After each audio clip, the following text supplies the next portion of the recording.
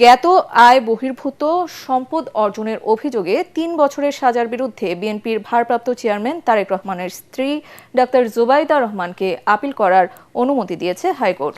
জুবাইদা রহমানের ৫৮৭ দিনের বিলম্ব মওকুফ করে বিচারপতি খসরুজ্জামানের একক বেঞ্চ এই আদেশ দেন।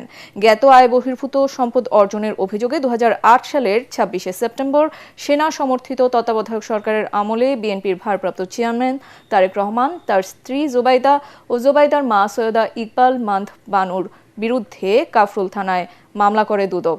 দুর্নীতির ওই মামলায় ২০২৩ সালের ২রা আগস্ট তারেক রহমানকে ৯ ও তার স্ত্রী ডাক্তার জুবাইদা রহমানকে ৩ বছরের কারাদণ্ড দেন বিচারিক আদালত। একই সাথে আদালত তারেক রহমানের জ্ঞাত আয় বহির্ভূত প্রায় ২,৭৫,০০,০০০ টাকার সম্পদ রাষ্ট্রের অনুকূলে বাজেয়াপ্ত করার আদেশ দেন। এছাড়া তারেক রহমানকে ৩ কোটি ও জুবাইদাকে ৩৫ লাখ টাকা অর্থদণ্ড দেন আদালত।